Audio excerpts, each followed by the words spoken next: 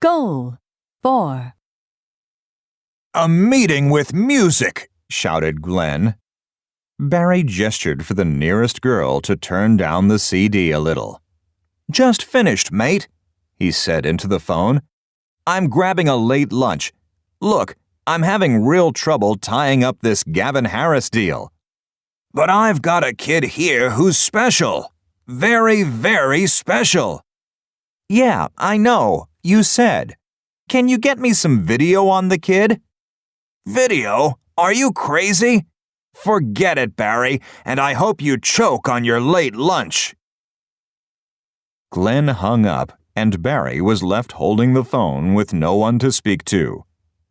Aware that the three closest girls were watching, he smiled and shrugged. Bad connection. Thanks mainly to Santiago's inspirational goal and his all-around performance, the game ended in a 1-all draw.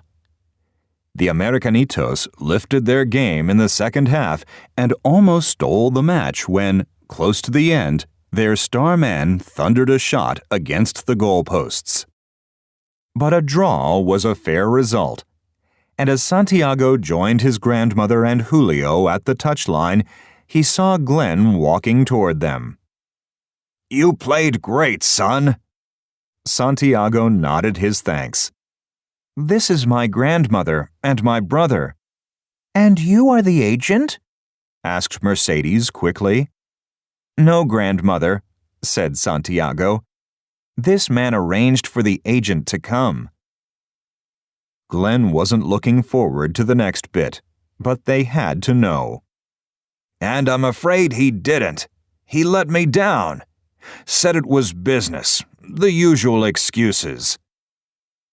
He saw Santiago's crestfallen look and felt worse than he already did about raising the lad's hopes. Mercedes was still optimistic. "So he will come to the next game, yes?" "I'm afraid not. He's going back to England tomorrow, and so am I. I'm really sorry, Santiago." Santiago reached down and picked up his sports bag. "I guess my old man is right. You dare to dream, but that's all it can ever be, a dream."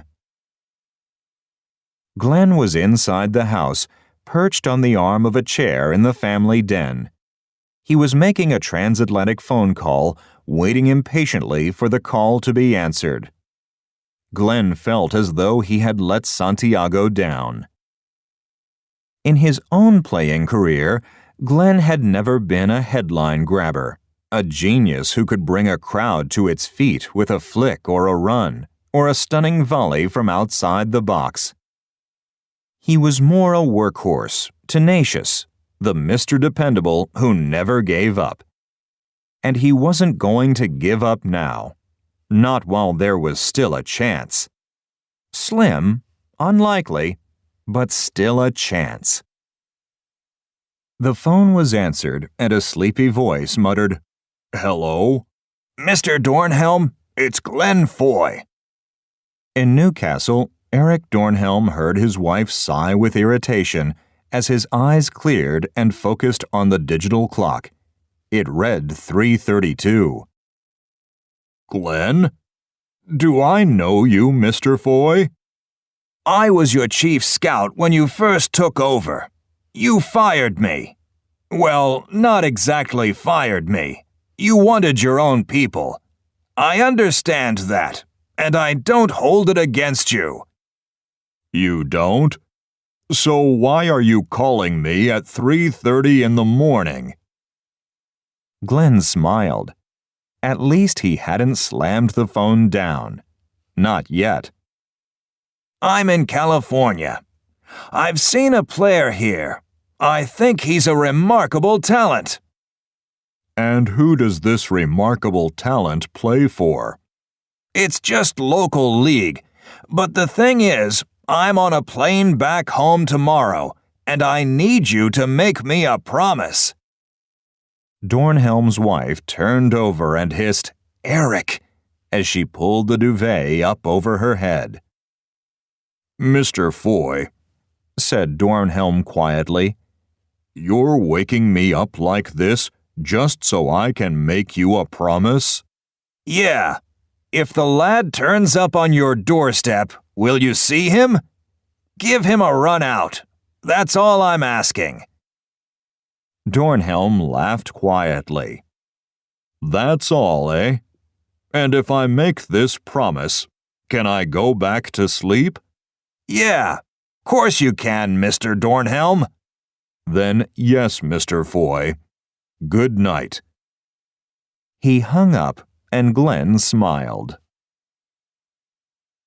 Santiago and his family emerged from the church into the bright Sunday morning sunlight. The priest was standing by the door, dutifully shaking hands with every member of his flock as they left after Mass. As Santiago walked down the steps, he heard one short, sharp burst on the horn of a Ford Explorer parked across the road. In the rear were the kids and Glenn's luggage, and the man himself was sitting in the passenger seat next to Val. He waved as Santiago saw him, got out of the car, and came hurrying across the road. "I'm glad I caught you. I called your coach. He told me where to find you." The agent? said Mercedes. He comes to see Santiago after all? "Better than that," said Glenn. "Santiago, if you can get yourself to England, Newcastle United will give you a trial." Santiago stared. Newcastle? Are you kidding me? Before Glenn could answer, Herman grabbed Santiago's arm and spoke to him in Spanish. "What is all this? You really think you can go and play soccer in England? It's bullshit." He turned on Glenn and reverted to English. "Why do you fill him with ideas like this? Who the hell do you think you are?" He walked away while everyone else squirmed with embarrassment. Everyone but Mercedes, who turned to Glenn. He is supposed to fly halfway across the world on something you say? This is a big thing you ask of Santiago. I'm not asking him to do it. I'm saying he should do it. He's a special talent, and I hate to see special talent go to waste. The Newcastle manager has promised me that Santiago will get a trial. The rest is up to him." The Explorer's horn sounded again, and they looked over to see Val anxiously pointing at her watch and then beckoning Glenn to the vehicle. "I'm gonna have to go or I'll miss my flight," said Glenn, reaching into a pocket and bringing out a card. He handed it to Santiago. "That's got my home and business numbers on it. I hope I see you again, Santiago. I really hope so." Money. Cash. Dollars. As Santiago sat in his bedroom counting his savings that afternoon, he realized his father was right about one thing at least. The whole world revolved around dollars. The need for them, the quest for them, and in his case, the lack of them.